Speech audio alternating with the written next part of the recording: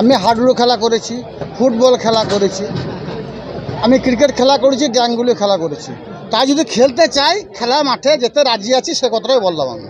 কারণ এখানে আমার যারা শিবু থেকে শুরু করে, বাহার থেকে শুরু করে, আতমর থেকে শুরু করে আমার যারা সহযোদ্ধা সহকর্মীরা আছে, যারা বিগত দিনে খেলার মাঠে নেমে বামফ্রন্টে হার মধ্যে তাড়িয়েছে, আবার যারা ধর্মের নামে রাজনীতি করতে চাইছে, মানুষের মধ্যে ভেদাভেদ করতে চাইছে, খেলতে চাইলে খেলতে রাজি আছে। চিহ্নিত অবশ্যই করেছি, তাদেরকে আহ্বান জানালাম এই বঙ্গ চত্বরের এই প্রাঙ্গণ থেকে খেলতে চাইলে নামতে পারো, রাজি আছি খেলতে। খেলার মধ্যে কি কি থাকবে?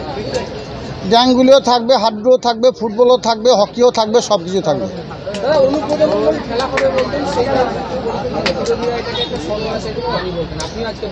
দেখুন, ব্যাপারটা হচ্ছে এখন বাংলার যে ভোট হচ্ছে উন্নয়নের ভোট হচ্ছে। মমতা বন্দ্যোপাধ্যায় যে উন্নয়ন করেছে সে উন্নয়ন নিয়ে বাংলায় ভোট হচ্ছে। এবার কোনো এরিয়াতে মানুষ রাতের অন্ধকারে টাকা নিয়ে আমার অনন্ত সম্পদে ভাই বোনদের মধ্যে বিভাজন সৃষ্টি করবে, ধর্ম নিয়ে রাজনীতি করবে, মানুষকে ভুল পথে পরিচালিত করবে। আমরা সুবুদ্ধি সম্পন্ন বাংলার মানুষ বাংলার গণতন্ত্রকে গলা টিপে হত্যা করতে চাইবে, আমরা চুপ করে বসে থাকবো ভাবছেন কী করে? বললাম খেলা হবে, খেলতে চাইলে খেলা হবে, যেভাবে আমি চাইবেন সেইভাবেই উত্তর আমি দেবো, যেভাবে খেলতে চাইবেন সেভাবে খেলবো।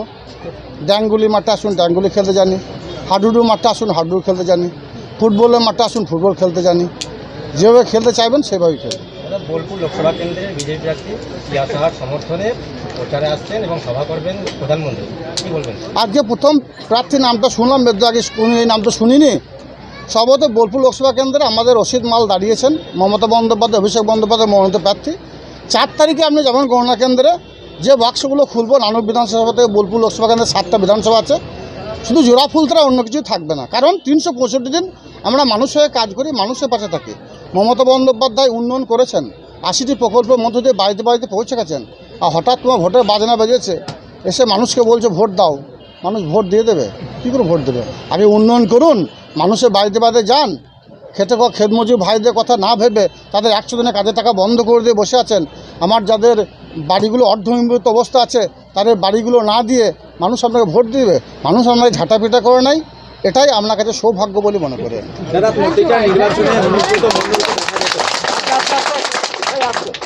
প্রতিটা নির্বাচনে অনুব্রত মণ্ডলকে দেখা যেত, এবারে তো অনুব্রত মণ্ডল নেই, ফ্যাক্টর হবে কোনো?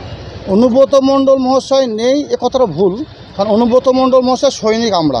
1, 2 হচ্ছে অনুব্রত মণ্ডল মহাশয়কে মিথ্যা মামলায় জেলে আবদ্ধ রাখা হয়েছে, এখনও পর্যন্ত সে মামলার কোনো বিচার হয়নি, সুতরাং তাকে আমরা অপরাধী বলতে পারেন না। 3, এই অনুব্রত মণ্ডল অনুপস্থিত থাকাকালীন এই বীরভূম জেলার দায়িত্বে স্বয়ং মুখ্যমন্ত্রী, বাংলার বাঘিনী, বাংলার মা, আমাদের বঙ্গজনী মমতা বন্দ্যোপাধ্যায় দায়িত্বে আছেন। স্বভাবতই বীরভূম জেলার আমরা যারা মামাটি মাঝে সৈনিক আছি, আমরা সংঘবদ্ধভাবে, ঐক্যবদ্ধভাবে ত্রিস্তর গ্রাম পঞ্চায়েত নির্বাচনে বিপুল ভোটে জয়যুক্ত হয়েছে তৃণমূল কংগ্রেস।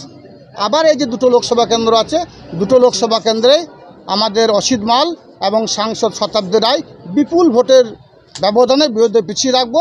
4 তারিখে গণনা কেন্দ্র যাবেন, আপনাদের আমন্ত্রণ রইল, গিয়ে দেখবেন সেখানেও খেলা হবে।